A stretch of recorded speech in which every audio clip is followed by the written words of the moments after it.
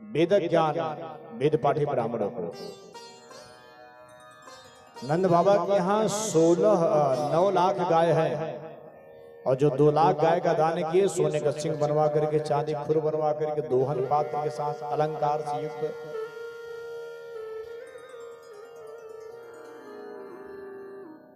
विप्रधेनु सुर संत हित लीन मनुज अवतार निज इच्छा निर्मित तनो माया गुण गोपाल। विप्रधेनु सुर संत, ये 4 लोग जो हैं धर्म का प्रतिनिधित्व करते हैं। इसलिए 4 लोगों के कारण भगवान को यहाँ पे आना पड़ता है। इन 4 लोगों पर जब ब्रह्मघात पड़ता है, आघात सब लोग डालते हैं, दुख देते हैं, तब भगवान को आना पड़ता है। तो राजा परीक्षित का क्यों 4 लोग के लिए आते हैं? कहीं भगवान वैसे तो सबके लिए आते हैं, लेकिन जब कोई घर बनाते हो तो 4 कोने में 4 स्तंभ लगाते हो। अगर 4 स्तंभ आपका मजबूत है तो तल्ला 2 तल्ला कितने तल्ला टानते चले जाओ। अगर कहीं कोने में स्तंभ नहीं है, आप बीच में कितना भी स्तंभ दे दो तो टिकने वाला नहीं है, कभी न कभी वो ढह ही जाएगा। इसलिए विप्रधेनु सुर संधि 4 स्तंभ है धर्म के। धर्म अर्थ काम मोक्ष, इधर विचार है। विप्रधेनु सुर संत और धर्म अर्थ काम मोक्ष, ये लोग जो हैं इनका प्रतिनिधित्व करते हैं, प्रतिनिधित्व करते हैं।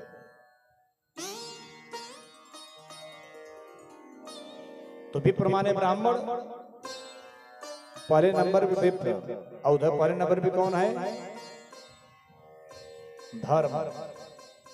यानी ब्राह्मण क्या करते हैं? ब्राह्मण जो है धर्म का प्रतिनिधित्व करने वाले होते हैं, और ब्राह्मण जो है समाज को धर्म के रास्ते पे चलने का ज्ञान भी देते हैं,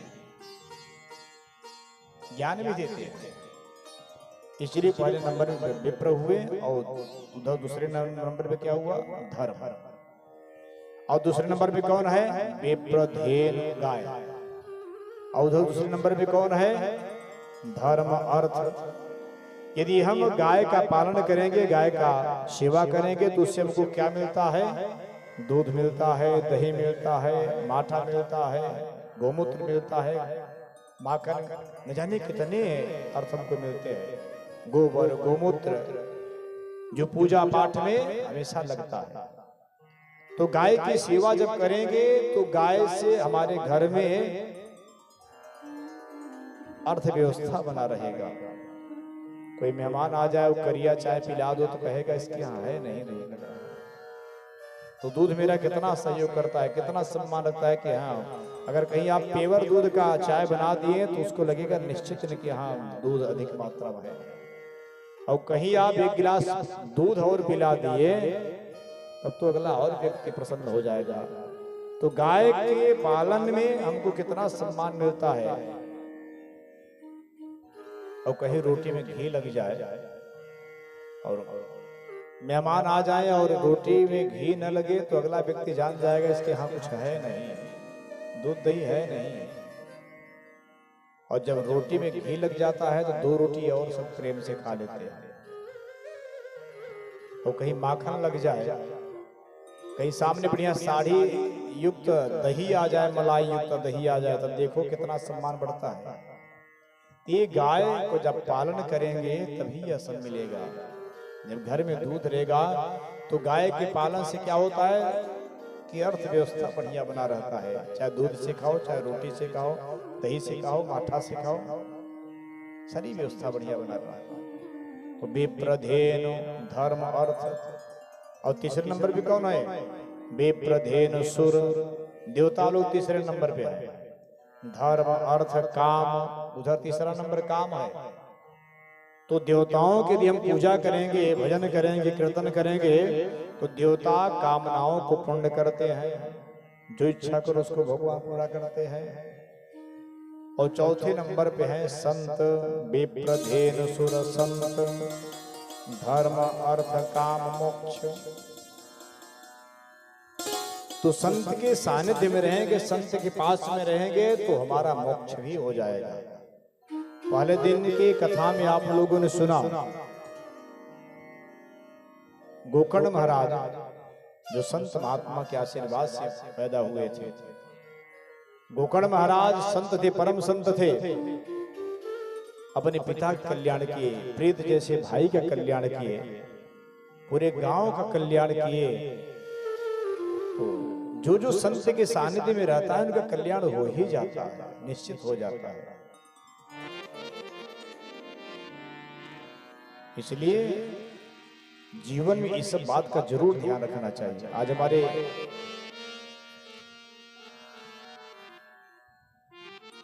जो नाम के हैं संतोष जी, आज गुरुदीक्षा भी ले लिया है। कितनी सुंदर बात है गुरुदीक्षा। गुरुदीक्षा जो है समयानुसार ले लेना चाहिए। कुछ लोग कहते हैं महाराज अभी क्या करेंगे लेकर के। अरे तब कब लोगे जब हाथ पैर काम नहीं करेंगे, तब गुरुदीक्षा लोगे। हाथ पैर सलामत रहे तभी सारा चीज अच्छा लगता है, तीर्थ अच्छा लगता है, गया अच्छा लगता है। अब जिससे डोला नहीं जाएगा उनसे कहो चलो गया कर दो, कहें भैया शक्ति नहीं है पैर में, तो लास्ट में एक बहाना हो जाता है कि पैर में शक्ति ही नहीं है, तब कहां से गया जाएगा। इसलिए जब तक शरीर में आपका ताकत वाला हो, इंद्रिय बढ़िया प्रबल हो, उसी समय गुरुदीक्षा भी लेना चाहिए। अब मुंह में दांत नहीं है, कान से सुनाई नहीं पड़ रहा है, अब बार बार आप गुरु जी कह रहे हैं कि अरे चेला बोलो ओम नमो भगवते वासुदेवाय, अब उनको सुनाई नहीं पड़ रहा है। अच्छा ठीक है बोलो राम, तो बेचारा बोलेगा आम आम। इसलिए आम बोल रहा है मुंह में दांत तो है नहीं, स्वर निकल नहीं रहा है। तो जब तक जवानी रहेगी तभी तक सब अच्छा लगता है। तो बड़ी प्रसन्नता की बात है कि आप गुरु मंत्र ले लिए और लेना भी चाहिए। आज से आपका कोई भी कार्य विफल नहीं होगा, जो भी कार्य करेंगे। और गुरुदीक्षा की एक और मतलब होता है, यदि आप गुरुदीक्षा लेकर के गुरु के द्वारा दिए गए मंत्र का जाप नहीं कर रहे हैं तो उसका प्रभाव गुरु के ऊपर पड़ता है। यदि आप यह सोचो कि हमारे गुरु जी स्वस्थ रहें, प्रसन्न रहें, तो आपको उस मंत्र का जाप करना है, तब गुरु का भी आशीर्वाद आपके ऊपर लगता रहेगा। अब आप मंत्र ले लिए, भूल गए, पता नहीं कौन सा मंत्र दिए थे, फिर कभी पूछबो नहीं कि महाराज जी कौन सा मंत्र दिए थे। इसलिए मंत्र को लेकर के निश्चित जप करना चाहिए। 11 ही बार करो, एक ही बार करो, प्रेम से करो, और कम से कम 108 बार लेना चाहिए। आप पूजा पाठ करो, यज्ञ में जाओ, मंदिर में जाओ, तो आपको सार्थक हो जाता है, क्योंकि आपको टिकट मिल गया है, कहीं भी आप जा सकते हो। बंबई टीटी पकड़ने वाला नहीं है, और गुरुदीक्षा आप नहीं लिए हो तो कहीं भी आप पकड़े जाओगे। इसलिए समय के पहले, और हो सके तो बेटी का विवाह कर रहे हैं तो बेटी के विवाह के पहले गुरु मंत्र ले लेना चाहिए। गुरु मंत्र लेने के बाद ही कन्यादान करना चाहिए, ताकि फल आपको मिले। अब कुछ लोग सोचते हैं कि महाराज झूठ कैसे बोलेंगे हम अगर गुरु मंत्र ले लेंगे। काहे नहीं बोलोगे? और अभी कल झूठ बोला, कल झूठ कथा आया था ना झूठा वाले, कि हमारे झूठ बोलने से अगर अगला फांसी पे चढ़ जाता है तब उसमें पाप लगता है। हमारे झूठ बोलने से अगले का नाश हो जाए तब उसमें पाप लगता है। हमारे झूठ बोलने से अगले का अनहित हो जाए तब उसमें पाप लगता है। भाई प्रत्येक व्यक्ति अपने परिवार के पालन पोषण के लिए झूठ बोलता है, और हमारे झूठ बोलने से अगर 10 लोगों का पेट भर रहा है तो उसमें पाप नहीं लगता। प्रत्येक जगह आप झूठ बोल सकते हो, लेकिन ऐसा झूठ मत बोलो कि अगला मर जाए, अगले का विनाश हो जाए, तब उसमें पाप रहता है। सबको यही डर लगता है महाराज गुरु मंत्र ले लेंगे तो कैसे खाएंगे, कैसे क्या करेंगे। मतलब सबसे बड़ी दिक्कत खाने के ही है, नहीं खाएंगे तो हम लोग चलेंगे कैसे। और जिस दिन आप गुरु मंत्र ले लिए ना, तुरंत अपने इंद्रिय पर संयम हो जाता है कि नहीं खाएंगे तो नहीं खाएंगे। तुरंत गुरु का याद होता है, गुरु तुरंत मना करते हैं, खबरदार जब तक आप टीका नहीं लगाए हो तो कहीं भी आ जा सकते हो, चोरी भी कर सकते हो। यदि टीका लगा करके आप चोरी करने के लिए जाओ तो ये रोकता है, कहाँ जा रहे हो, पागल हो क्या, कोई देखेगा तो क्या कहेगा, बाबा चोरी कर रहा है। आप तुरंत रुक जाओगे, गलत काम कर ही नहीं पाओगे। ये सारा चीज जो है हमको गलत कार्य करने से रोकता है। बोले वृंदावन बिहारी लाल की। तो संत के सानिध्य में रहोगे तो आपका मोक्ष भी हो जाएगा। नंद बाबा इतना दान कर रहे हैं कि देखने वाले को लग रहा है कि बचेगा नहीं।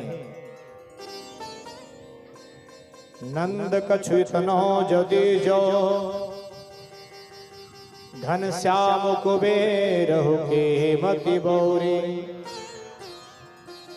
और देखत मोहि लुटा यदि हो ना, बची बचिया छछिया न पिछोरी। सबको ये लग रहा है कि बचेगा नहीं महाराज के यहाँ, लेकिन जहां नारायण प्रकट हो गए हैं वहां लक्ष्मी कैसे नहीं जाएगी। और नंद बाबा जितना दान कर रहे हैं उतना उनके यहाँ न जाने कहां से आ रहा है। नंद बाबा 16 दरवाजों से अलग अलग उपहार दान कर रहे हैं। एक ब्रजवासी सोने की अंगूठी पाया, बड़ा प्रसन्न हो गया, बार बार देखते हुए जा रहा है। रास्ते में दूसरा ब्रजवासी मिला, भैया क्या मिला, और देखना अंगूठी मिला हुआ है।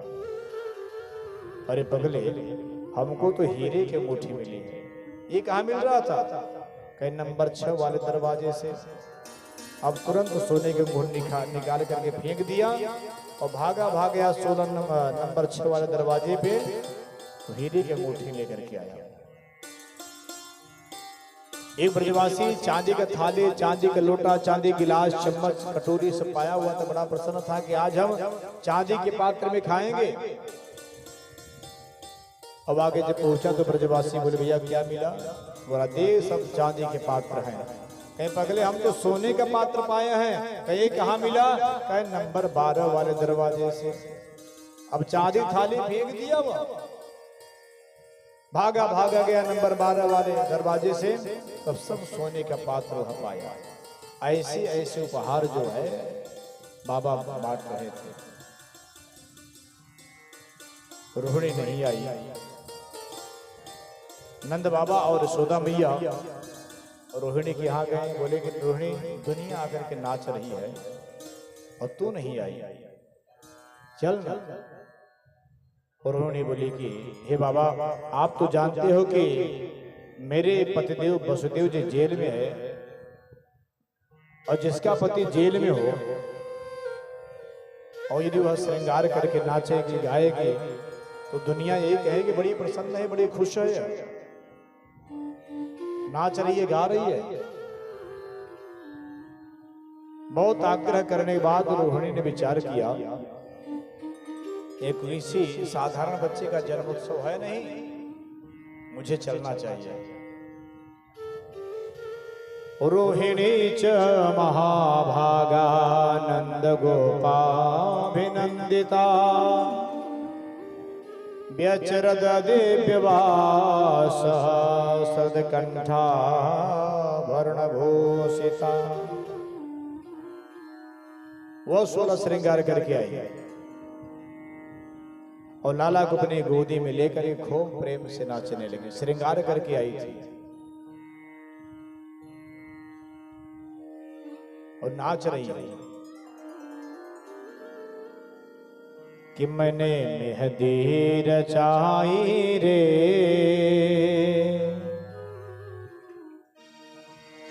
मैंने मेहंदी रचाई रे कृष्णा नाम के, मैंने मेहंदी रचाई रे कृष्णा नाम की, मैंने दिया रचाई रे कृष्णा नाम की, मैंने दिया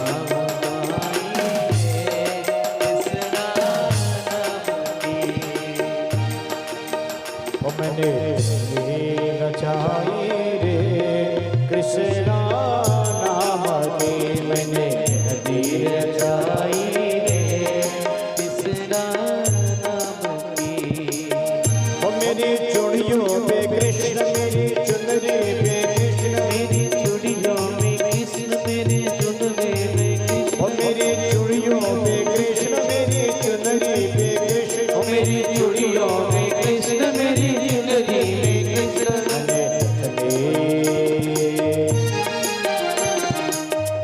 मैंने सजाए रे कृष्णा नाम के, मैंने मेहंदी सजाई रे कृष्णा नाम की, जय हो।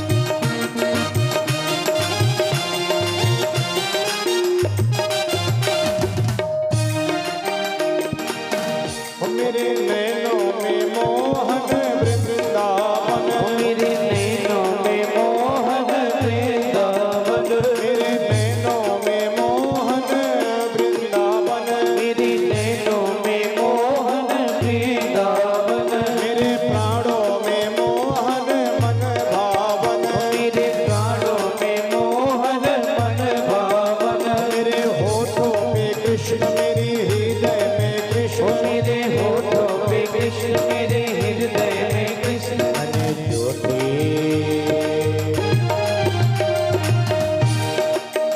मैंने ज्योति जलाई रे कृष्णा नाम के, मैंने ज्योति जलाई रे कृष्णा नाम के,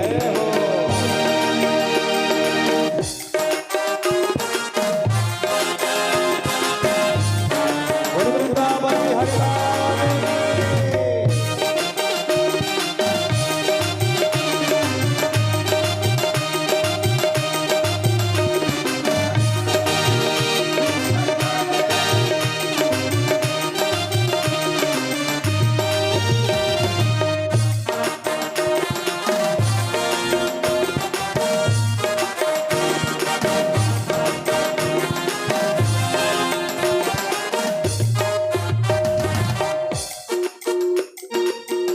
अब छाया है कृष्ण मेरे अंग अंग में, अब छाया है कृष्ण मेरे अंग अंग में, मेरा तन मन रंगा है उसी के रंग में, मेरा तन मन रंगा है उसी के रंग में, अब तन मन रंगा है उसी के रंग में, अब तन मन रंगा है उसी के रंग में, मेरा प्रीतम है कृष्ण, मेरा जीवन है कृष्ण, मेरा प्रीतम है कृष्ण, मेरा जीवन है कृष्ण,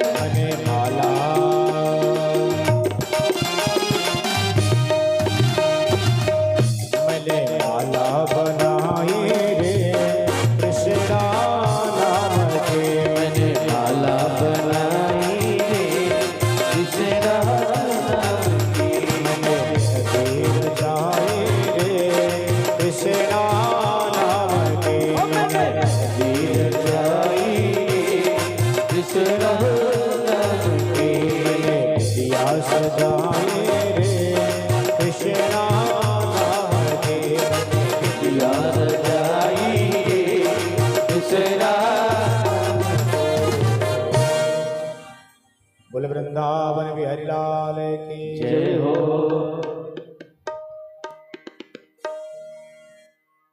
देखिए रोहिणी जो है भगवान के लिए श्रृंगार कर रहे हैं। इसका पति वसुदेव जी जेल में है, फिर भी श्रृंगार कर रहे हैं। दुनिया चाहे जो मन तो कहे, लेकिन आज में श्रृंगार जो भी कर रहे हैं भगवान के लिए कर रहे हैं, दूसरे के लिए नहीं कर रहे हैं। यदि श्रृंगार भी करना हो तो अपनों के लिए श्रृंगार करना चाहिए। हमारे माताएं बुरा नहीं मानेंगी, एक बात बोल रहा हूं, बुरा मत मानिएगा आप लोग। जिससे माताएं जब मार्केट जाती हैं तो खूब श्रृंगार करके जाती हैं। अगर उनसे कोई पूछे कि यह तुम श्रृंगार करके किसको दिखाने के लिए जा रहे हो, कोई जवाब है किसी का? अगर कोई पूछे कि माताओं आप लोग मार्केट जा रही हो तो इतना श्रृंगार करने की क्या आवश्यकता है, तो कोई जवाब है आप लोगों के पास? श्रृंगार अपने पति के लिए किया जाता है। खूब घर में रहकर खूब श्रृंगार करके, यहां तक कि कह रहे हैं कि श्रृंगार करके जिस अपने घर में जो भगवान का मंदिर है तो श्रृंगार करके खूब बढ़िया मंदिर में जाकर भगवान की पूजन करो। भगवान के पास भी श्रृंगार के खूब अच्छे से जाओ ना। श्रृंगार कोई उम्र नहीं होता, चाहे जब श्रृंगार करो। अगर 80 साल की बूढ़ी माँ भी हो गई है तो अभी श्रृंगार कर सकती है अपने पति के लिए। मैं अपने पति से, रोहिणी कह रही है ना, मैंने विदिया लगाई रे कृष्ण नाम की, मैंने मेहंदी लगाई कृष्ण नाम की। सारा श्रृंगार और भगवान के नाम कर रही है, दूसरे के लिए नहीं कर रही है। श्रृंगार करो अपने लिए करो, जो अपने हैं उनके लिए श्रृंगार करो, तब श्रृंगार का महत्व होता है। और ऐसे श्रृंगार करोगे तो न जाने कितने कुत्ते भौंकते रहेंगे देख करके।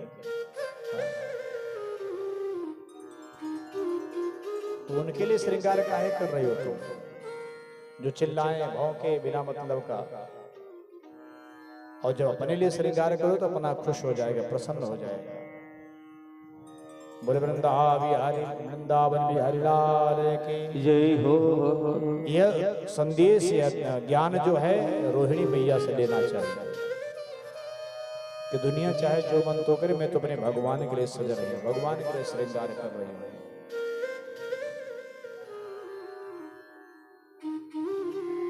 रोहिणी आकर के भगवान को अपनी गोदी में लेकर खूब प्रेम से नाचने लगी। उधर कंस को चिंता हो गया